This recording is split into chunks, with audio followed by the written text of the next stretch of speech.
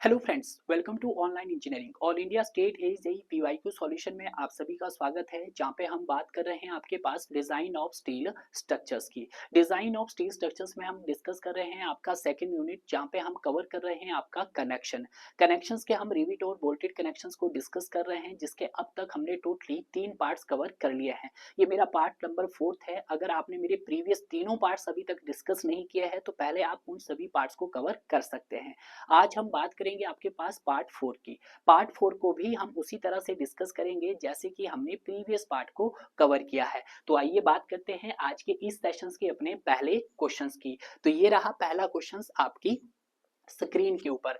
इस टाइप का क्वेश्चंस भी हम ऑलरेडी डिस्कस कर चुके हैं, बट हम क्वेश्चन की स्टेटमेंट को थोड़ा सा इसने चेंज किया है। क्वेश्चंस क्या बोला है कि for field rivet the maximum permissible rivet and bolts is given code are reduced by. कि जब हम फील्ड रिवेट्स की बात करते हैं तो वहां पे आपके पास जो मैक्सिमम परमिसिबल वैल्यूज होती है उसका कितने परसेंट हम रिडक्शन करते हैं। तो इसके लिए मैंने आपको क्या बताया था, कुछ डिफरेंट टाइप्स के फास्टनर हमने डिस्कस किए थे स्टूडेंट। हमने बात की थी आपके पास टाइप्स ऑफ फास्टनर। अब यहाँ पे बोलोगे सर फास्टनर्स क्या होते हैं। फास्टनर्स बोले तो आपके पास कनेक्शंस की बात की थी, जिसमें हमें सबसे पहले बात की थी आपके पास पावर ड्रिवन रिविट की बात की थी, पीडीआर। पीडीआर क्या है हमारे पास, पावर ड्रिवन रिविट। अब जो पावर ड्रिवन रिविट था उसको भी हमने दो कैटेगरी में डिवाइड किया था। एक सर मेरे पास शॉप ड्रिवन रिविट था और दूसरे मेरे पास फील्ड ड्रिवन रिविट था। तो यहाँ पे हमने उसकी अलग अलग परमिसिबल स्ट्रेस की वैल्यू देखी थी। एक्सियल के केस में भी मैंने आपको बताया था सर, उसी तरह से हमने शेयर के केस में भी बताया था, और आपके पास लास्ट में हमने डिस्कस किया था आपका बेरिंग वाला कंसेप्ट किया था। जब हम बात करते हैं सर किसकी, आपके पास एक्सियल केस में और शॉप ड्रिवन रिविट हो तो वैल्यूज कितनी थी सर, हमारे पास 100 मेगा पास्कल थी, और शेयर में भी कितनी थी सर, 100 मेगा पास्कल थी। बट जब हमने बेरिंग की बात की थी तो ये 3 गुना हो गई थी, कितनी सर, 300 मेगा पास्कल। क्लियर है, डिस्कस किया था भाई, बिल्कुल। जब हम बात करते हैं फील्ड ड्रिवन रिविट की तो यहाँ पे हंड्रेड्स की जगह कितना था सर, 90 मेगा पास्कल।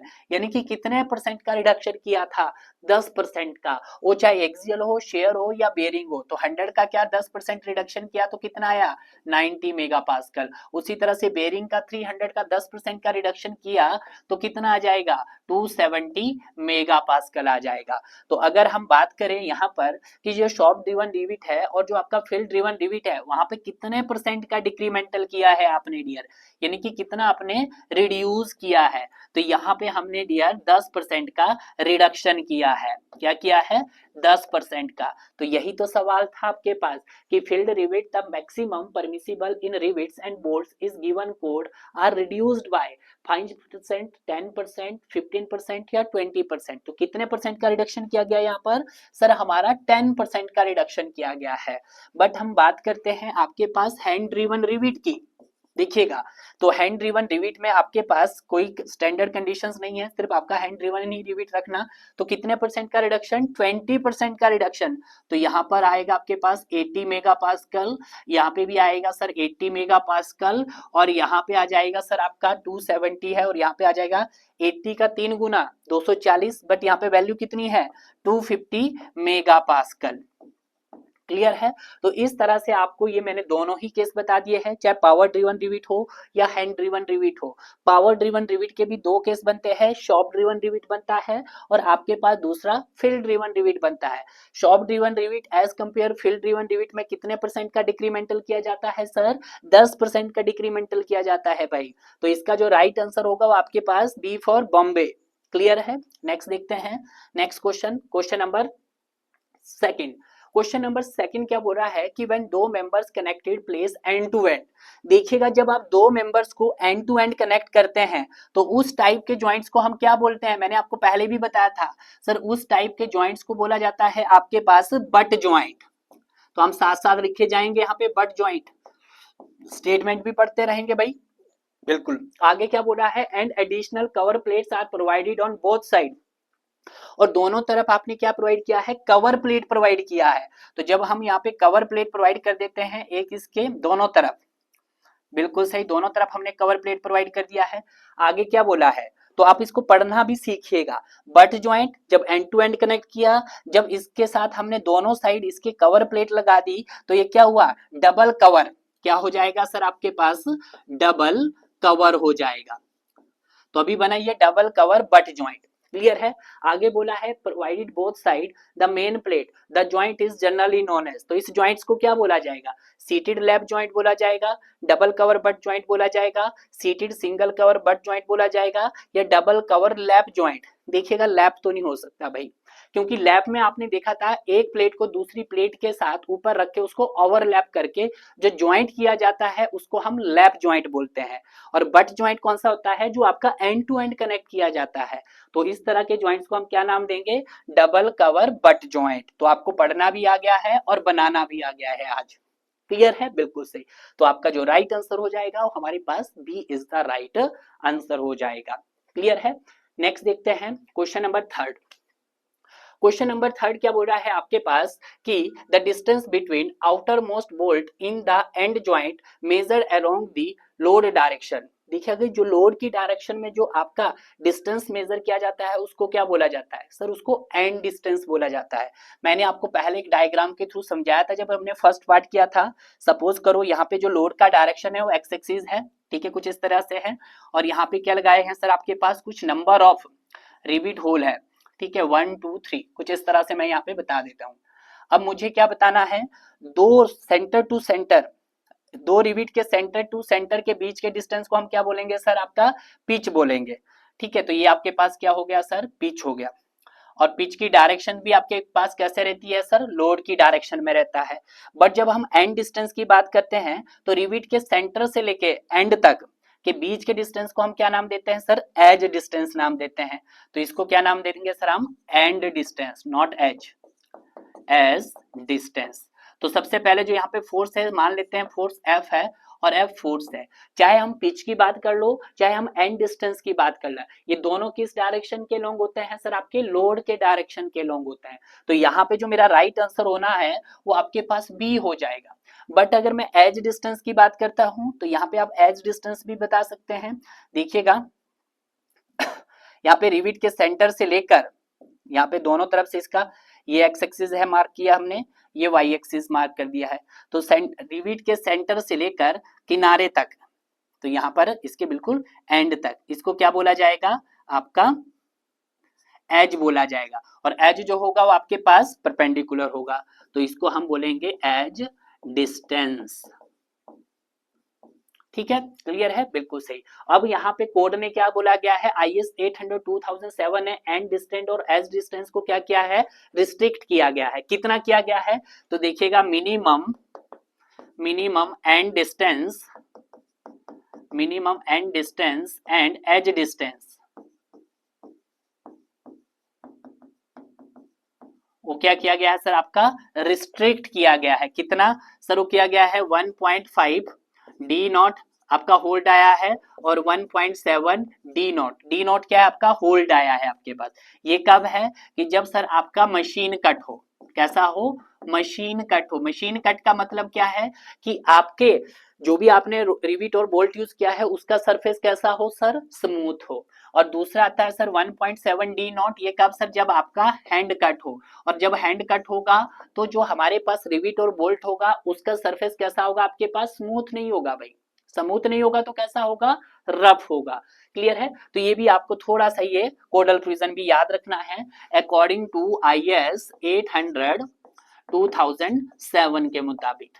क्लियर है, क्योंकि डिजाइन ऑफ स्टील स्ट्रक्चर्स में जो मोस्टली सवाल बनते हैं वो कोडल प्रोविजन से भी पूछे जाते हैं। और ये जो आपको मैंने मशीन कट के बारे में और हैंड कट्स बताए ये भी आपके पास इंपॉर्टेंट है। और ये भी मैंने आपको बताया था कि एंड डिस्टेंस में जो आपके पास नंबर ऑफ रिविट होने चाहिए कम से कम वो कितने होने चाहिए, तो ये भी हमने डिस्कस किया था कि एंड डिस्टेंस पर, एंड डिस्टेंस पे जो नंबर ऑफ रिविट होने चाहिए वो आपके पास कितने होने चाहिए सर, 2 होने चाहिए। क्लियर है, तो ये चीज आपको ध्यान, अगर 2 नहीं होंगे तो ऑब्वियस सी बात है जो आपकी प्लेट है वो आपकी टेयरिंग में फेल होगी, मतलब टेंसाइल में फेल होगी। ठीक है, वहां पे सफिशिएंट एज नहीं होगा, जब सफिशिएंट एज नहीं होगा तो वहां पे बहुत सारी प्रॉब्लम सी आएगी डियर आपके पास। तो इसका जो राइट आंसर हो गया है आपके थर्ड क्वेश्चन का वो आपका एंड डिस्टेंस हो गया है। क्लियर है। नेक्स्ट देखते हैं, among the following option as per IS 800 2007 in case of lap joint, किसकी बात की जा रही है? लैप जॉइंट की बात की जा रही है। Usually the minimum lap should not be less then, तो देखिएगा यहाँ पे फिर से कोडल प्रिजन है, किसका कोडल प्रिजन है सर? IS 800 2007, किसकी बात की जा रही है सर? आपके पास लैप ज्वाइंट की बात की जा रही है यहाँ पे। और जब लैप ज्वाइंट की बात की जा रही है तो इसमें आपसे क्या पूछा जा रहा है? मिनिमम लैप पूछा जा रहा है। और जो मिनिमम लैप होता है वो क्या होता है आपके पास? मैक्सिमम होता है सर। किस किस का सर? मैक्सिमम होता है आपका 4T का और 40 mm का डियर। अब 4T, T क्या है? Thickness of thinner member. तो देखिएगा यहाँ पर कि lab should not be less then 4 times the length of weld. Length of weld नहीं होगा डियर, क्या होगा? थिकनेस ऑफ थिनर मेंबर होगा। तो पहली स्टेटमेंट फॉल्स। सेकंड देखिएगा 2.5 time the thickener of thinner parts, नहीं सर 2.5 तो हमने पढ़ा ही नहीं है, तो ये भी सर आपके पास क्या हो गया है? फॉल्स हो गया है। नेक्स्ट देखते हैं 4 times the thickness of thinner part jointed, तो ये भी क्या हो गया आपके पास सर? ट्रू हो गया है। क्लियर है? तो मैक्सिमम होगा सर 4T और आपके पास 40 mm का। तो आपका जो राइट आंसर होगा डियर यहाँ पे वो क्या हो जाएगा? 4 times thickness of the thinner part. तो इसका मतलब क्या है सर? आपका सी ऑप्शन भी क्या हो गया सर? यहाँ पे ट्रू। फॉल्स नहीं भाई, ट्रू होगा, क्योंकि 4 टाइम्स थिकनेस बोला गया है। तो डी ऑप्शन भी क्या होगा सर? आपका फॉल्स हो गया है। तो जो राइट ऑप्शन रहेगा आपके पास वो क्या रहेगा sir? C is the right option हो जाएगा। क्लियर है?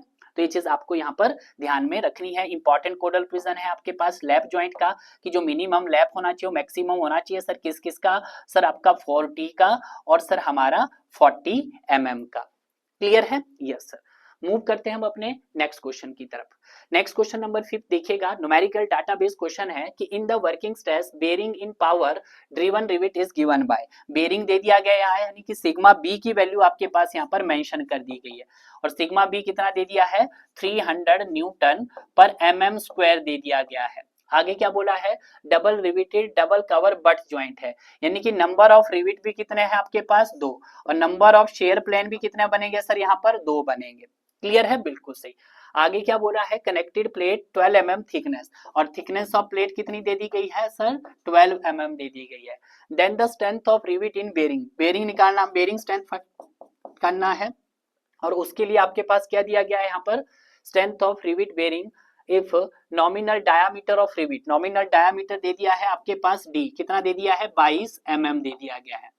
अब देखिएगा जब नॉमिनल डाया दे दिया गया है तो क्या आप यहाँ पर होल डाया निकाल सकते हैं? बिल्कुल sir, D plus 1.5 mm। Sir 1.5 क्यों लिया? क्योंकि आपके पास जो नॉमिनल डाया है वो आपके पास 25 से छोटा है। जब 25 से छोटा है तो क्लियरेंस कितनी ली जाएगी? 1.5। तो यहाँ से जब सॉल्व करेंगे तो ये 22 प्लस 1.5, तो ये हो जाएगा आपके पास 23.5। तो आपके पास होल डाया आएगा। आपको निकालना है बेरिंग स्ट्रेंथ, तो बेरिंग स्ट्रेंथ क्या हो जाएगी आपके पास? D not into T into sigma B. Clear है? सारी वैल्यूज पुट कर दोगे आप यहाँ पर, तो बेरिंग की वैल्यू जो आ जाएगी, अब देखिएगा डी नॉट कितना है सर हमारे पास? 23.5। और उसी तरह से अगर हम बात करते हैं थिकनेस, थिकनेस कितनी दे दी है? 12। और अगर हम बात करते हैं सर आपके पास बेरिंग की, तो ये दे दिया है सर हमारे पास 300। यानी कि जो वैल्यूज आएगी ना आपके पास वो न्यूटन पर mm में आएगी। तो देखिएगा, सॉरी mm में 23.5 इंटू 12 इंटू 300, तो आपके पास कितना रहा है? 84600। तो यहाँ से आ गया सर 84600 न्यूटन। किलो न्यूटन बनाना है तो इसको डिवाइडेड बाय 1000 करना पड़ेगा भाई आपके पास। तो यहाँ से पीबी जो आ जाएगा मेरे पास वो 84.6 किलो न्यूटन आ जाएगा। तो देखिएगा 84.6 किलो न्यूटन आपका ऑप्शन ए में है। क्लियर है? तो इस तरह से आपने इस क्वेश्चन को निकाल दिया। बहुत ही सिंपल था, हालांकि आपको लग रहा था सर कि इतना बड़ा क्वेश्चन, इतना नहीं है। देखिएगा मैंने आप पहले भी बता चुका हूं कि जितना बड़ा क्वेश्चन होगा उतना ही इजी होगा। क्लियर है? ये सिर्फ आपके माइंड को प्रेशर डालने के लिए दिए जाते हैं इस तरह के क्वेश्चन कि स्टूडेंट क्वेश्चन को देख के ही डर जाए। क्लियर है? तो अपना साइकोलॉजिकल इफेक्ट ठीक रखिएगा ताकि आप अपना क्वेश्चन यहाँ पर क्लियर कर सके। ठीक है, नेक्स्ट देखते हैं क्वेश्चन नंबर 6। क्वेश्चन नंबर 6 क्या बोला है? Rules for designing the riveted connections. कुछ रूल्स है, थंब रूल्स बोल सकते हैं आप उनको। पहला बोला है centre to centre distance of rivet should never be less than 3 times the nominal diameter of rivet. देखिएगा ऐसा हो सकता है। तो अगर यहाँ पे मिनिमम पिच की बात की जाए, किसकी बात कर रहा है सर आपके पास, मिनिमम पिच। तो अगर मैं यहाँ पर P मिनिमम लिखता हूं तो कितना होना चाहिए, should not be less than 2.5 times the nominal dia. Should not be less than, should not be less than का मतलब है ग्रेटर देन। तो हम बाय यूजिंग थंब रूल करें, अगर by using thumb rule, thumb rule, तो इस फॉर्मूले को हम क्या लिख सकते हैं कि जो मेरे पास सर P मिनिमम जो होगा, मिनिमम पूरा लिख देते हैं, वो आपके पास क्या होगा sir, should not be less then मतलब 3 या इक्वल लिख सकते हैं, 3 टाइम्स द नॉमिनल डाया, ये आप मान सकते हैं। तो अगर मैं पहली स्टेटमेंट कहूं तो ये मेरे पास कुछ हद तक सही है, ठीक है। सेकंड देखते हैं, should never be 6 time the dia of rivet, नहीं ये तो नहीं होगी सर, तो ये भी फॉल्स हो गई है, ये भी फॉल्स हो गई है, 10 टाइम्स भी नहीं होगा, 12 टाइम्स भी नहीं होगा। तो अगर हम यहाँ पे सही आंसर मैच करना है, वैसे तो आप सभी जानते हैं कि should not be less than 2.5 times the nominal dia, यानी कि इक्वल टू 2.5 डी या इससे ज्यादा ही होनी चाहिए। बट यहाँ पे आपके पास less than 3 times the nominal dia लिखा है, यानी कि अप्रॉक्स हम मान सकते हैं।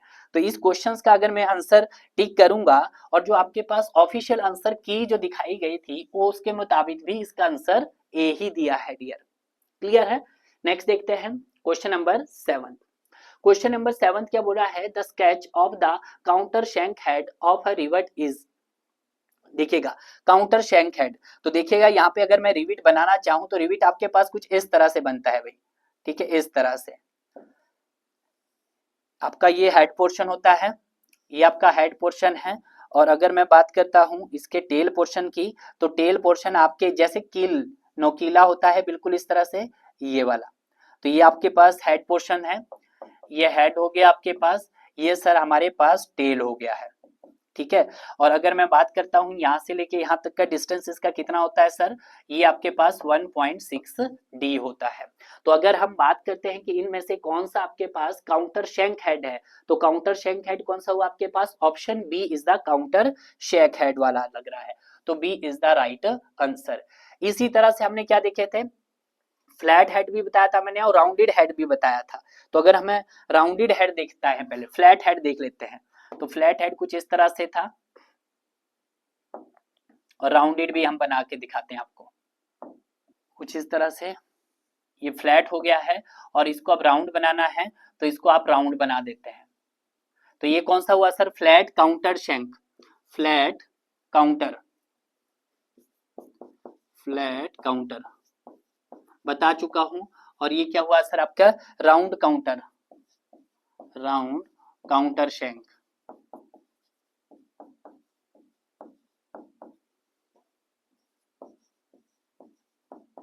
ठीक है। तो यहाँ पे हमने ये दोनों ही चीजें आपको याद होनी चाहिए कि किस तरह से इसके डायग्राम बनते हैं जो आपके एग्जाम में फ्रेम किए जा सकते हैं, जो मैंने आपको इंपॉर्टेंट थे वो आपको पहले भी डिस्कस करवा चुका हूं। तो B is the right answer. Question number 8 देखते हैं। क्वेश्चन नंबर 8 क्या बोला है, the calculating the area of deducting from rivet 36 mm dia, तो डायामीटर ऑफ होल, देखिएगा डाया ऑफ रिवेट दे दिया गया आपके पास कितना सर, 36 mm, यानी नॉमिनल डाया दे दिया है। तो ग्रॉस डाया क्या निकलेगा आपके पास, ये निकलेगा नॉमिनल डाया प्लस 1.5 mm कब आएगा, जब सर हमारे पास क्या हो, 25 mm तक हो नॉमिनल डाया, या 25 mm से छोटा हो, less than equal to 25 mm क्या हो हमारे पास, नॉमिनल डाया। और अगर सर मेरे पास क्या हो, अगर सर d प्लस 2.0 mm का, जब सर मेरे पास डाया क्या हो, nominal dia more than 25 mm हो सर, तो उसको हम नॉमिनल डाया। तो यहाँ पे हम जब पुट करेंगे वैल्यू, डी की जगह कितना हो गया सर, 36 प्लस 2.0 mm, तो यहाँ से क्या आ जाएगा सर आपका ग्रॉस डाया या होल डाया या साइज ऑफ रिवेट बोल सकते हैं, तो ये हो जाएगा मेरे पास 38 mm। तो यहाँ से जो मेरा राइट आंसर आ गया वो आपके पास क्या आ जाएगा सर, 38 mm, यानी कि सी इज द राइट ऑप्शन। और ये जो आपके पास कोडल प्रोविजन है ये भी आपको याद रखना है। Next question number 9। Question number 9 क्या बोला है, the diameter of rivet hole is more than nominal dia, बिल्कुल सही, कि जो मेरे पास डायमीटर ऑफ जो नॉमिनल डाया होता है वो क्या होता है, छोटा होता है ग्रॉस डाया से, तो gross dia is more than nominal dia, बिल्कुल सही, कि इफ अगर हमारे पास nominal dia less than equal to 25 mm है, तो वहां पे हम कितनी क्लियरेंस देते हैं सर, 1.5 mm की क्लियरेंस देते हैं। और अगर सर हमारे पास क्या हो मोर देन 25 mm हो तो वहां पे हम कितनी क्लियरेंस देते हैं सर 2.0 mm के क्लियरेंस देते हैं। तो 0.5 mm to 1 mm no sir, 1 mm to 2 mm no sir, 1.6 mm to 2 mm या 2 mm टू 3 mm। तो देखिएगा एक ऑप्शन तो टिक करना ही पड़ेगा, डी सर हो नहीं सकता, कभी ए भी नहीं हो सकता और सी भी नहीं हो सकता है। यहाँ पे हमने जो क्लियरेंस देते हैं अगर 25 और 25 mm से छोटा डाया है तो वहां पे 1.5, इसने 1.6 दे दिया है। बट अगर 25 से बड़ा हो तो वहां पे 2, इसने 2 दे दिया है। तो अगर हम मोस्ट अप्रोप्रिएट आंसर देखें यहाँ पर तो सी आंसर मेरे पास क्या आएगा सर, सही आएगा। ठीक है, तो सी आंसर मेरे पास ट्रूली बन जाएगा यहाँ पे। तो ये भी अगेन आपके पास कोडल प्रिज्म का सवाल। Question number 10, what will be the ultimate tensile strength of 4.6 grade of bolt। देखिएगा आपके पास M 4.6 दे दिया गया है, ठीक है, आपको क्या निकालनी है, इसकी स्ट्रेंथ फाइंड आउट करनी है। तो मैंने पहले बताया था कि पहले डिजिट को आप 100 से मल्टीप्लाई कर दो तो आपके पास क्या निकल के आ जाएगा, अल्टीमेट स्ट्रेंथ ऑफ बोल्ट निकल के आ जाएगा। तो कितनी आ गई सर यहाँ पर 400 मेगा पास्कल। और जो सेकंड डिजिट है, सेकंड डिजिट को अल्टीमेट स्ट्रेंथ और बोल्ट के साथ मल्टीप्लाई कीजिएगा तो 0.6 मल्टीप्लाई बाय 400 तो यहाँ पे कितना आ जाएगा 240 मेगा पास्कल। और ये कौन सी स्ट्रेंथ है sir, yield strength of the bolt आ गया है। आज सवाल में क्या पूछा है, अल्टीमेट टेंसाइल स्ट्रेंथ। तो अल्टीमेट टेंसाइल स्ट्रेंथ क्या हो जाएगी आपके पास 400 मेगा पास्कल हो जाएगी। क्लियर है, बिल्कुल सही। नेक्स्ट देखते हैं क्वेश्चन नंबर 11। क्वेश्चन नंबर 11 क्या बोला है, the incorrect statement from the following is. आपको बताना है कि इनमें से कौन सी स्टेटमेंट आपके पास गलत है। पहला बोला है the nominal diameter of rivet is it diameters before driving, बिल्कुल सही है, हमारे पास ट्रू है, मैं ऑलरेडी डिस्कस करा चुका हूं। सेकंड बोला है diameter of rivet hole is equal to the nominal diameter of rivet +1। देखिएगा +1 नहीं होगा भाई, यहाँ पर ये 1.5 हो सकता है, यहाँ पे लिखा नहीं है, मिसप्रिंट है। आप 1.5 भी ऐड करते हैं और 2 भी ऐड करते हैं, तो अब मैं इसको भी ट्रू मानता हूं। नेक्स्ट बोल रहा है the gross area of rivet is the cross section area of rivet hole. नहीं सर, गलत है, ये फॉल्स हो गया आपके पास। तो अगर मैं यहाँ पे ग्रॉस एरिया निकालना चाहूँ, ग्रॉस एरिया ऑफ रिविट, तो उसके लिए मुझे क्या पता होना चाहिए, पहले आपके पास ग्रॉस डाया पता होना चाहिए। और ग्रॉस डाया क्या होगा आपके पास, नॉमिनल डाया प्लस 1.5 mm की क्लियरेंस देंगे और दूसरा सर हम 2.0 mm की क्लियरेंस देंगे। तो ये क्या हो गया आपके पास, फॉल्स। नेक्स्ट बोला है gross diameter of rivet is the diameter of rivet hole, तो ये भी क्या हो गया सर आपके पास, ट्रू हो गया है। ठीक है, तो इसका मतलब आपके पास जो फॉल्स था वो आपके पास सी ऑप्शन आपके पास इसका क्या हो गया है सर, इनकरेक्ट स्टेटमेंट हो गया है। नेक्स्ट देखते हैं क्वेश्चन नंबर 12। क्वेश्चन नंबर 12 क्या बोला है, the minimum edge distance of a rivet line connecting two or more plate is kept equal to 37 mm plus where is the thickness of mm the thinner outside plate. तो आपको क्या बताना है यहाँ पे, थिनर आउटसाइड प्लेट बताना है, यानी कि मैक्सिमम एज डिस्टेंस की बात की जा रही है। तो अगर मैं मैक्सिमम एज डिस्टेंस यहाँ पे बताऊं आपके पास, ये कोडल प्रिजन है, तो ये क्या होता है हमारे पास, ये हो जाता है सर 40 mm प्लस 4t हो जाता है। बट यहाँ पे क्या दिया हुआ उसने 37 mm, तो आप देखिएगा 37 mm भी हो सकता है, बट अब जो न्यू लेटेस्ट अमेंडमेंट आया है 37 की जगह 40 mm प्लेस कर दिया गया है और प्लस क्या करना है इसमें 2t 10t या 6t, सर 4t ऐड करना है। तो आपका राइट आंसर हो गया सर यहाँ पर A is the right answer हो गया है। क्लियर है, नेक्स्ट देखते हैं question number 13। Question number 13, question number 13 क्या बोला है कि रिविट ज्वाइंट इज। देखिएगा रिविट ज्वाइंट का जो हम यूज करते हैं वो एज ए बट ज्वाइंट में भी कर सकते हैं और लैप ज्वाइंट में भी कर सकते हैं। तो अगर मैं बात करता हूँ ए ऑप्शन भी ट्रू है, बी ऑप्शन भी ट्रू है, लैप एंड बॉथ ये भी ट्रू है, तो नाइदर ऑप्शन ही नहीं हो सकता। तो राइट आंसर क्या हो गया सर आपके पास, सी इज द राइट आंसर हो गया है क्वेश्चन नंबर 13 का। क्लियर है, नेक्स्ट देखते हैं question number 14। What is the maximum permissible longitudinal pitch staggered rivet in compression joints। आपसे क्या पूछा है, P max पूछा गया है, मैक्सिमम पिच पूछा गया है किसकी सर, कंप्रेशन मेंबर की, और कब, जब आपका स्टैगर्ड हो। तो देखिएगा हम सारी बता देता हूं, टेंशन के केस में मेरे पास कितनी थी सर, मिनिमम थी सर, किस किस का 24t का और आपके पास 300 mm। ये कब केस है सर, स्टैगर्ड वाला केस है, जब आपका स्टैगर्ड रिविट हो, स्टैगर्ड रिविट हो। और अगर मैं बात करता हूं आपके पास पी मैक्स फॉर टेंशन की जगह कंप्रेशन हो जाए तो ये हो जाएगा सर मिनिमम किसका 24 की जगह 24T है, इसकी जगह कितना हो जाएगा 16T, 300 की जगह 300 mm रहेगा। यहाँ पे भी है स्टैगर्ड रिविट के केस में, स्टैगर्ड रिविट के केस में। क्लियर है? तो देखिएगा यहाँ पे क्या होगा 16T और 300, कंप्रेशन का पूछा भाई, बिल्कुल सही 16T और 300, तो 300 होगा, वो चाहे टेंशन हो चाहे कंप्रेशन हो, इससे ज्यादा आपका एक्सीड नहीं कर सकता। क्लियर है? Yes sir. नेक्स्ट देखते हैं, नेक्स्ट क्या बोल रहा है कि in a moment resisting connection the moment carrying capacity is provided. तो जो आपकी moment carrying capacity is provided, तो क्या आएगा आपके पास सर, टेंशन इन रिविट आएगा, कंप्रेशन इन रिविट आएगा, शेयर इन रिविट आएगा। तो जब भी हम मोमेंट रजिस्टरिंग कनेक्शन की बात करते हैं तो जो आपकी मोमेंट कैरिंग कैपेसिटी जो प्रोवाइड की जाएगी वो किसके लिए की जाएगी sir, bearing strength in rivet के लिए की जाएगी। और बेरिंग स्ट्रेंथ ऑफ रिविट आप सभी जानते हैं पीबी होता है आपके पास, जो हम लिख सकते हैं sir T into D not into sigma B, bearing stress. Clear है? कुछ इस तरह से आप कैलकुलेट कर सकते हैं। नेक्स्ट देखते हैं क्वेश्चन नंबर 16। क्वेश्चन नंबर 16 क्या बोल रहा है कि bolts are used place a rivet where. Bolt का यूज हम किसके स्थान पे कर रहे हैं, रिविट्स के आधार पे। तो आप सभी जानते हैं कि जो हमारे पास सर रिविट था वो आपकी रिवर्सल ऑफ स्ट्रेसेस को नहीं झेल पाता, या आप नॉट यूज्ड फॉर, आप लिख सकते हैं not used for reversal stresses, reversal stresses. और रिवर्सल स्ट्रेसेस किसके कारण आ सकती है आपके पास, ये इंपैक्ट लोड के कारण आ सकती है हमारे पास, बिल्कुल सही, इंपैक्ट लोड के कारण आ सकती है। सेकंड सर किसके कारण आ सकती है, वाइब्रेशन के कारण आ सकती है। और तीसरी सर आपके पास किसके, फैटिक के कारण आ सकती है, फैटिक के कारण आ सकती है। इन सभी को रजिस्ट करने के लिए हम किसका यूज करते हैं, बोल्ट का यूज करते हैं। बोल्ट का यूज जो करते हैं हम, used for reversal of stresses, reversal of stresses के लिए करते हैं।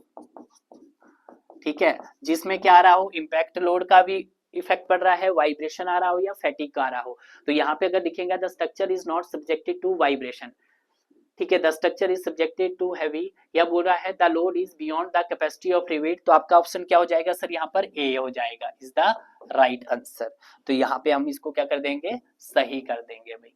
क्लियर है? नेक्स्ट देखते हैं क्वेश्चन नंबर 17। क्वेश्चन नंबर 17 क्या बोल रहा है, pitch diameter of the external screw thread is checked by, कि जो आपके रिविट्स का जो इंटरनल डाया होता है उसको हम किस इंस्ट्रूमेंट से चेक करते हैं।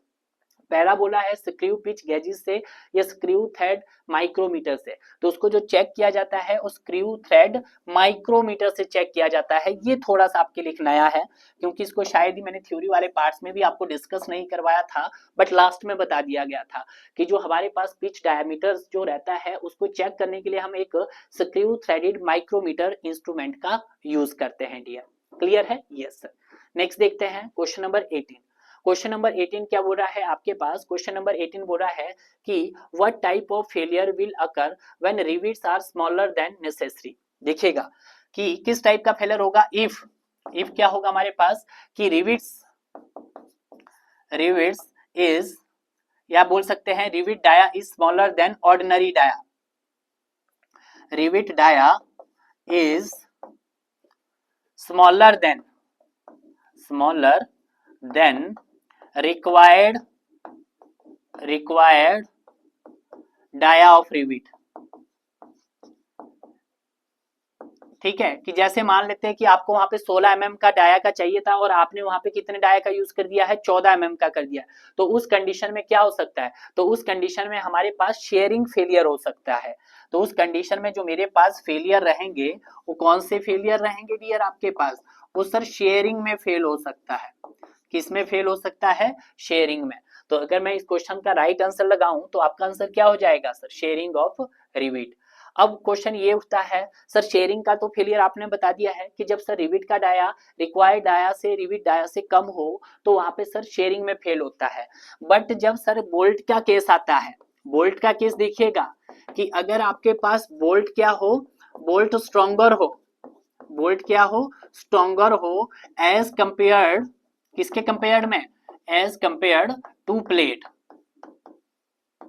कि जो आपके पास प्लेट की स्ट्रेंथ कम है और आपके पास बोल्ट की स्ट्रेंथ ज्यादा है, तो उस कंडीशन में आपका कौन सा फेलियर रजिस्ट करेगा? तो उस कंडीशन में आपका सर शेयर नहीं, उस कंडीशन में हमारा टेयरिंग फेलियर रजिस्ट होगा। कौन सा फेलियर रजिस्ट होगा आपका सर? Tearing failure. तो आज से आपने ये दोनों सवाल याद रखना कि शेयरिंग में कब फेल हो सकता है और टेयरिंग में कब फेल हो सकता है। शेयरिंग में आपका तब फेल होगा जब आपके पास रिविट का डाया रिक्वायर्ड रिविट के डाया से छोटा हो। और सर टेयरिंग में कब फेल होगा? जब सर बोल्ट की स्ट्रेंथ ज्यादा हो आपके प्लेट की स्ट्रेंथ से। तो यहाँ पे जो राइट आंसर होगा हमारे पास सी इज द राइट आंसर हो गया है। क्लियर है? नेक्स्ट देखते हैं क्वेश्चन नंबर 19। क्वेश्चन नंबर 19 क्या बोला है कि when the bolts are staggered, कि जब आपके पास बोल्ट स्टैगर्ड हो और इक्वल इंटरवल पे हो तो gauge does not be exceed, किससे एक्सीड नहीं होना चाहिए? देखिए यहाँ पे आपको दो पॉइंट्स ध्यान रखने हैं। पहला पॉइंट रखना आपका कि बोल्ट कैसे हमारे पास स्टैगर्ड है, ये कोडल प्रिजन है। बोल्ट्स क्या हो सर आपके पास? स्टैगर्ड हो पहला, और दूसरा क्या हो? इक्वल इंटरवल्स पे हो। और बोल्ट को कैसे इंस्टॉल किया आपने? इक्वल इंटरवल पे हो। ठीक है, तो उस कंडीशन में आपका गेज क्या होना चाहिए? गेज कितनी होनी चाहिए? तो उस कंडीशन में मेरा जो गेज होना चाहिए वो डज नॉट एक्सीड, किससे ज्यादा एक्सीड नहीं होना चाहिए सर आपके पास? वो सर 75 mm से ज्यादा एक्सीड नहीं होना चाहिए। ठीक है भाई, तो ये आपका डायरेक्ट कोलर प्रिजन का सवाल था। पहला केस रखना कि बोल्ट स्टैगर्ड हो, इक्वल इंटरवल पे हो, तो आपका gauge should not be exceed 75 mm। तो आपका गेज 75 mm से एक्सीड नहीं करना चाहिए। तो बी इस क्वेश्चन का राइट आंसर हो गया है। क्लियर है? Yes sir. नेक्स्ट देखते हैं, calculate the strength of 20 mm dia bolt having tensile stress area 245। Dia bolt दे दिया गया आपके पास, देखिएगा डाया बोल्ट दे दिया कितना सर? 20 mm। और अगर मैं बात करता हूं एरिया की, ठीक है, तो एरिया कितना दे दिया सर हमारे पास? 245 mm स्क्वायर दे दिया गया है with the partially safety factor. तो पार्शियली सेफ्टी फैक्टर कितना दे दिया है? 1.25। 1.25। Take the grade of bolt, और ग्रेड ऑफ बोल्ट आपके पास दे दिया है 4.6। 4.6 दे दिया है। तो यहां से मैं अल्टीमेट स्ट्रेंथ ऑफ बोल्ट बता सकता हूं कितनी हो गई सर? 400 मेगा पास्कल हो गई है। और यहीं से मैं sir yield strength of bolt निकाल सकता हूं, तो कितनी होगी सर आपके पास? 240 मेगा पास्कल हो गई है। इसको 100 से मल्टीप्लाई किया तो 400 आया, उसी 400 को 0.6 से मल्टीप्लाई किया तो 240 मेगा पास्कल आ गया है। ठीक है, तो आपको क्या निकालनी है यहाँ पर? स्ट्रेंथ निकालनी है। तो आप स्ट्रेंथ निकाल सकते हैं, सिंपल सा फॉर्मूला है किसकी सर? बोल्ट की। तो यहाँ पे ultimate strength of bolt divided by क्या कर देना है? कांस्टेंट टर्म से इसको डिवाइड कर देना है √3। क्लियर है? कुछ इसी तरह से एरिया ऑफ शैंक बोल्ट आ जाएगा आपके पास divided by partially safety factor, partially safety factor करने आपके पास। ठीक है, कुछ इसी तरह का फॉर्मूला है। तो देखिएगा अब हमारे पास अल्टीमेट स्ट्रेंथ ऑफ बोल्ट दे दिया है कितना सर? 400 दे दिया गया है divided by √3 multiply by area आपके पास दे दिया गया है 245, पार्शियली सेफ्टी फैक्टर आपके पास 1.25। आंसर निकालिएगा, कितना आंसर आया आपके पास? तो यहां से जब इसको सॉल्व करेंगे तो 400 divided by 245, sorry multiply by 245 divided by √3 multiply by 1.25। तो आपके पास कितना आ रहा है? ये आ रहा है हमारे पास 45, ये न्यूटन में आ रही है, डिवाइड बाय 1000 भी कर दीजिएगा। तो डिवाइड बाय 1000 किया तो यहाँ से हमारे पास VSB जो हमारे पास बना वो 45.26 किलो न्यूटन बना डियर।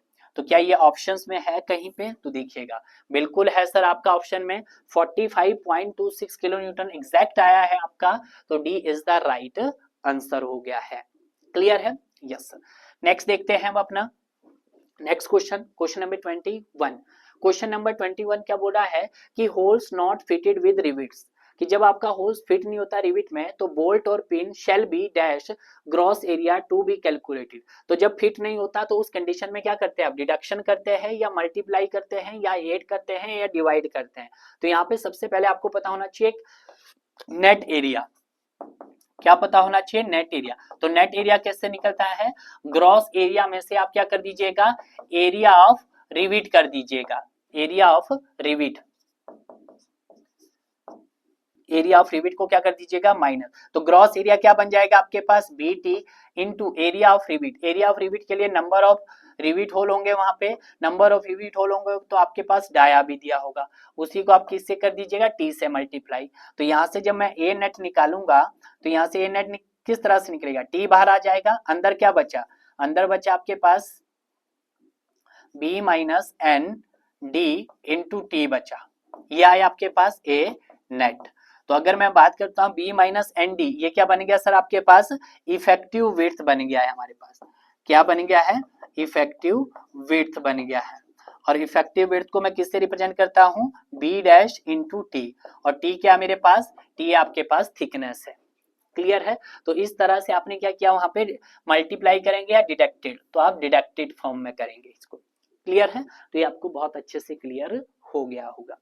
नेक्स्ट मूव करते हैं 22 क्वेश्चंस। 22 क्वेश्चंस क्या बोल रहा है कि over size hole shall not exceed, कि over size hole shall not be exceed dash time the nominal diameter of the bolt. देखिएगा ओवर साइज की बात कर रहा है वो आप, और जब ओवर साइज ऑफ होल की बात कर रहा है तो ये कितना एक्सीड नहीं होना चाहिए सर आपका 1.25 टाइम्स, डायरेक्ट कोलरिजन है, तो आपका राइट आंसर क्या हो जाएगा सर यहाँ पर 1.25 हो जाएगा।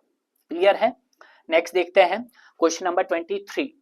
क्वेश्चन नंबर 23 क्या बोला है कि diameter of rivet hole of a dia less than 25 mm usually consider of, जब 25 और 25 mm से छोटा होगा तो उस कंडीशन में आप कितना क्लियरेंस प्रोवाइड करेंगे सर 1.5, तो पहला ही ऑप्शन आ गया आपके पास 1.5 mm प्लस नॉमिनल डाया, तो ये क्या निकल के आ जाएगा सर आपके पास ग्रॉस डाया ऑफ रिविट निकल के आ जाएगा, ग्रॉस डाया ऑफ रिविट। या फिर मैं क्या बोल सकता हूं इसको बोल सकता हूं size of rivet, size of rivet बोल सकता हूं, या मैं इसको क्या बोल सकता हूं होल डाया बोल सकता हूं, होल डाया ऑफ रिविट बोल सकते हैं। ठीक है, तो ये तीनों नाम आपको याद होने चाहिए कि ग्रॉस डाया ऑफ रिविट भी बोल सकते हैं, साइज ऑफ रिविट भी बोल सकते हैं, होल डाया ऑफ रिविट भी बोल सकते हैं। क्लियर है, यस सर। नेक्स्ट देखते हैं क्वेश्चन नंबर 24। क्वेश्चन नंबर 24 क्या बोल रहा है कि what is used to screw inside the job. Screw inside the job का यूज हम कहाँ करते हैं सर, इसका यूज हम ड्रिलिंग पर्पस में करते हैं, तो आपका राइट आंसर हो गया है sir A is the right answer. Clear है, नेक्स्ट देखते हैं क्वेश्चन नंबर 25।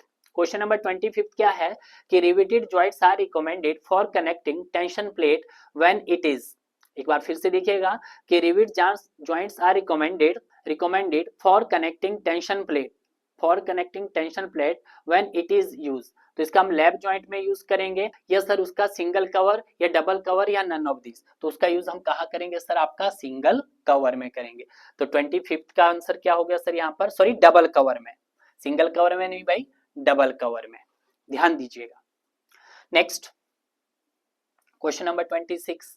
क्वेश्चन नंबर 26 क्या है हमारे पास, क्वेश्चन नंबर 26 है the strength of rivet jointed plate in tearing should be based on the. देखिएगा जो टेयरिंग है उसके लिए आपके पास क्या होना चाहिए, आपके पास ग्रॉस डाया स्पेसिफाइड होना चाहिए, तो ग्रॉस डाया क्या होगा आपके पास रिवेट डाया प्लस 2 mm, बिल्कुल सही। 2 mm की क्लियरेंस आप कब प्रोवाइड करते हैं, जब आपके पास डाया ऑफ रिवेट क्या हो मोर देन 25 mm हो, तो यहाँ पे 26 का आंसर आ गया आपके पास बी।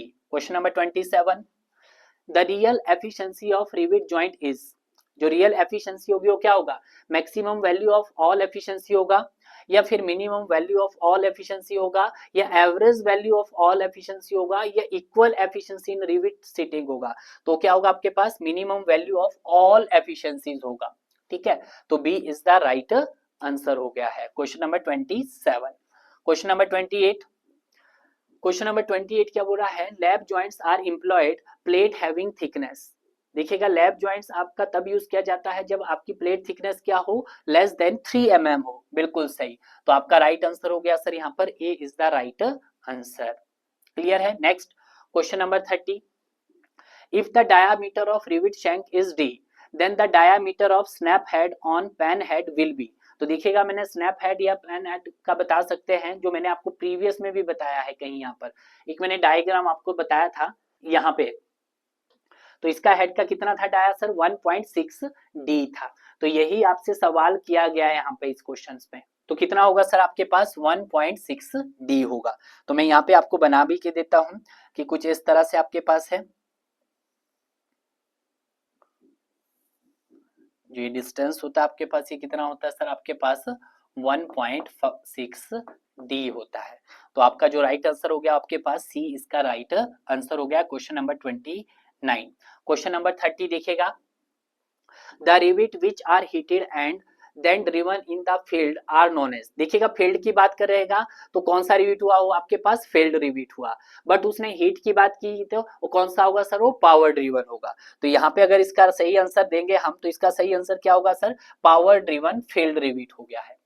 ठीक है, क्या हो जाएगा सर आपके पास, power driven field rivet, PDFR। तो ये हो जाएगा मेरे पास PDFR हो जाएगा। क्लियर है, यस सर। नेक्स्ट देखते हैं, नेक्स्ट क्वेश्चन की तरफ मूव करते हैं। नेक्स्ट क्वेश्चन क्या बोला है, which of the flowing type of rivet has the highest strength. आपको बताना है इसमें से सबसे हाईएस्ट स्ट्रेंथ किसकी होती है। पहला बोल रहा है इसके power driven shop rivet, power driven shop rivet बोल रहा है। दूसरा बोला है पावर ड्रिवन फील्ड रिवेट। तीसरा बोला है हैंड ड्रिवन रिवेट HDR, और लास्ट में बोला है CDR। तो अगर मैं बात करता हूं जो सबसे ज्यादा हाईएस्ट जो स्ट्रेंथ होती है वो आपके पास कोल्ड ड्रिवन रिवेट की ही होती है। डायरेक्ट स्ट्रेट लाइन क्वेश्चंस है, मैंने अपने नोट्स में भी इसको लिखाया है आपके पास जब आप मेरी थ्योरी को स्टडी करते हैं डियर। ठीक है, क्लियर है, यस सर। नेक्स्ट देखते हैं क्वेश्चन नंबर 32। क्वेश्चन नंबर 32 क्या बोला है, in which type of joint place to be fastened are placed one over the other, कि एक के ऊपर दूसरी, कुछ इस तरह से, एक प्लेट ये है दूसरी प्लेट ये है। तो यहाँ पे हम किस तरह का ज्वाइंट देते हैं सर, लैप ज्वाइंट। ये आपके पास सिंगल रिविट भी हो सकती है और डबल रिविट भी हो सकती है, जो आप यहाँ पे देख सकते हैं। तो इसको हम क्या बोलेंगे सर, आपके पास लैप ज्वाइंट बोल दिया जाएगा। क्लियर है, ये सर। Next question number 33।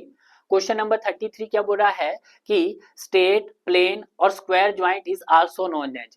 तो बट ज्वाइंट को हम स्ट्रेट ज्वाइंट भी बोल सकते हैं, प्लेन ज्वाइंट भी बोल सकते हैं और स्क्वायर ज्वाइंट भी बोल सकते हैं। तो इसका राइट आंसर क्या हो गया सर आपके पास, B is the right answer हो गया है। क्लियर है, नेक्स्ट देखते हैं क्वेश्चन नंबर 34।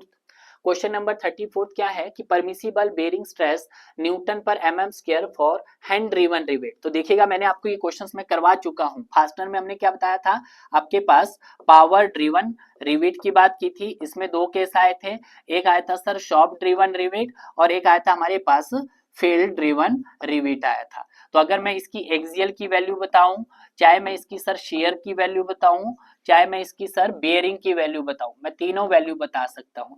ठीक है, तो यहाँ पर सर आपके पास एक्सियल में कितनी थी सर, 100 मेगा पास्कल थी।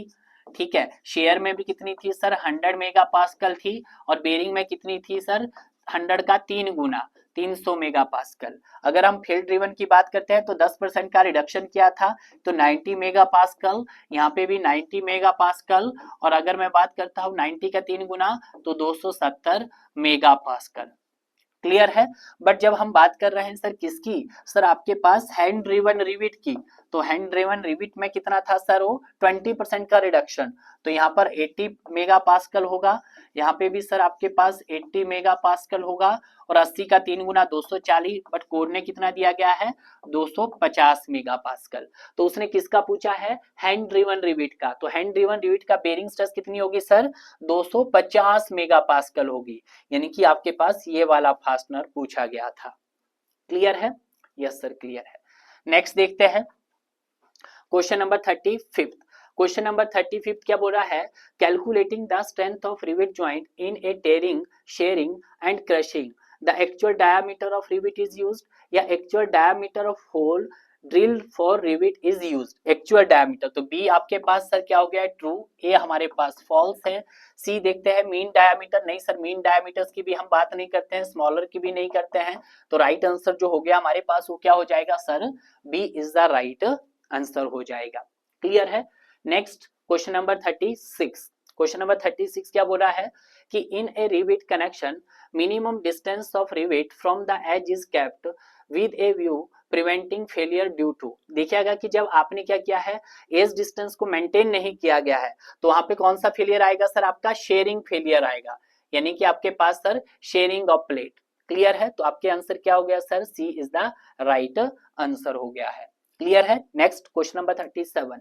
क्वेश्चन नंबर 37 क्या बोल रहा है कि एक truss member consist of Indian standard angle section 100 into 75 into 8 mm connected to gusset plate by using the riveted connection.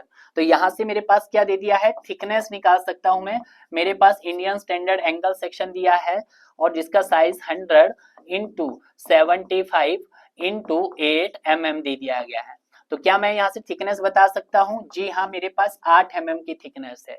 The gross dia of rivet, आपको निकालना है ग्रॉस डाया। तो ग्रॉस डाया से पहले तो मुझे पहले डाया निकालना पड़ेगा ना। तो इफ अगर मेरे पास क्या हो, टी दिया गया है और mm है, तो उस कंडीशन में डाया का फॉर्मूला 6.01 रूट टी हो जाएगा। और अगर सर मेरे पास इफ, नेक्स्ट केस भी बता देता हूं, टी मेरे पास सेंटीमीटर में दिया गया है, तो मेरे पास डाया क्या निकलेगा? 1.91 रूट टी निकलेगा। तो यहां से जब सॉल्व करेंगे तो 6.01 रूट टी की जगह 8 रख देंगे। तो यहाँ पे आपका रूट 8 कीजिएगा। रूट 8 कितना है आपके पास? रूट 8 मल्टीप्लाई बाय 6.01, तो आपका कितना आएगा? 16.99, यानी कि 17 mm आ गया आपके पास। तो ये क्या आया सर आपके पास? डाया।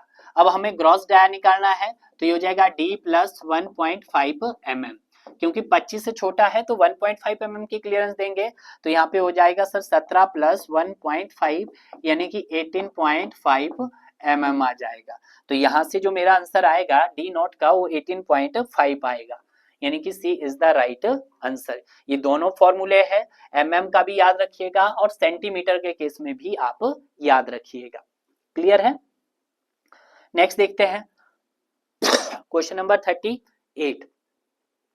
क्वेश्चन नंबर 38 क्या बोल रहा है? Which of the following assumptions are made in the design of rivet joint. Assumption दी गई है, रिविट का हो या बोल्ट, दोनों की एजम्पशन सेम है। पहला बोल रहा है कि रिविट आर स्ट्रेस इक्वली, बिल्कुल, कि सारे रिविट में स्ट्रेस कैसे आना चाहिए? इक्वली आना चाहिए, ट्रू।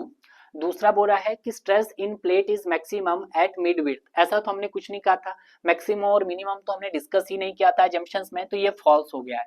तो ऑप्शन बी दिखाई दे रहा है जहां पे, उसको एलिमिनेट कर दो। तो मेरा ऑप्शन कौन सा एलिमिनेट हुआ है सर? आपका सी एलिमिनेट हो गया है। बचे दो, ए बचा, बी बचा और डी। नेक्स्ट बोल रहा है कि stress in plate is maximum, ये तो गलत हो गया। C rivet hole is completely filled by rivet, बिल्कुल वो कंप्लीटली फिल्ड होना चाहिए, तो सर ये ट्रू हो गया है। नेक्स्ट लिखा है friction between plate is neglected, बिल्कुल सही, ये भी ट्रू है। तो आपके पास ए सी डी, तो ए सी डी कहां पे आ रहा है सर? आपका ऑप्शन डी में आ रहा है भाई। तो आपका राइट ऑप्शन क्या हो गया सर? यहाँ पर D is the right option हो गया है। क्लियर है? 38 का आंसर हो गया है। अब हम 39 देखते हैं। 39 क्या बोल रहा है हमारे पास? The joint formed by cutting the edge of both members by an angle is. क्या बोला है कि कौन सा जॉइंट फॉर्म होता है आपका? Cutting of edge of both the members, कि जब दोनों मेंबर्स को हम ऐसे कट कर देते हैं तो वहां पे किस तरह का एंगल्स बनता है? तो वहां पे सर आपका एंगल जॉइंट बनता है। अब जो एंगल जॉइंट बनता है, वहां पे कॉर्नर्स पे जो आपका एंगल बनता है, कॉर्नर्स पे जो एंगल बनता है वो 45 डिग्री बनता है।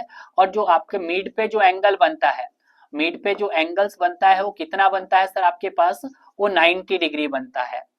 ये आपको ध्यान रखना है कि जब आपकी क्या करते हैं, अपने दोनों ही कॉर्नर के एजेस को कट करते हैं, तो वहां पे कॉर्नर्स पे आपका 45 डिग्री का एंगल बनता है और जबकि मिड पे आपका 90 डिग्री का एंगल बनता है। क्लियर है? बिल्कुल सही। और अब बात कर लेते हैं आज के लास्ट क्वेश्चन, क्वेश्चन नंबर 40 की। क्वेश्चन नंबर 40 क्या बोल रहा है? The main type of bolt joints is a double cover, shear riveted joint, chain riveted joints, zig zag riveted joints, या ऑल ऑफ द ऑप्शन। तो अगर हम बात करते हैं main type of butt joints की in case of double cover, तो आपके पास वो शेयर रिवेटेड भी हो सकता है, चेन रिवेटेड भी हो सकता है, जिग जैग भी हो सकता है, और आपके पास ऑल ऑफ द ऑप्शन भी हो सकता है डियर। तो इस तरह से हमने क्या किया है, जितने भी क्वेश्चंस थे आपके सेशन पार्ट 4 के अंदर, उन सभी पार्ट्स को हमने यहाँ पे बहुत अच्छे से डिस्कस किया है डियर। तो इस तरह से आपके पास रिवेटेड कनेक्शन और आपके बोल्टेड कनेक्शन से टोटल 4 पार्ट्स कंप्लीट हो गए हैं। अब आपका एक पार्ट्स रिमेनिंग रह गया है, उसको भी हम बहुत जल्द लेकर आएँगे। जब तक हम आपका पार्ट 5th लेकर आते हैं, तब तक आपके चारों के चारों पार्ट्स ये क्लियर होने चाहिए और चारों के चारों पार्ट आपके पास इंट्रोडक्शंस के भी कंप्लीट हो जाने चाहिए। इसके बाद हम इसका लास्ट पार्ट रिमेनिंग रह गया है, उसको हम लेकर आएँगे और उसके बाद हम डिस्कस करेंगे आपका वेल्डेड कनेक्शंस के बारे में। तो मिलते हैं आपको बहुत जल्दी, तब तक डियर आप इसी तरह से पढ़ते रहिए और आगे बढ़ते रहिए।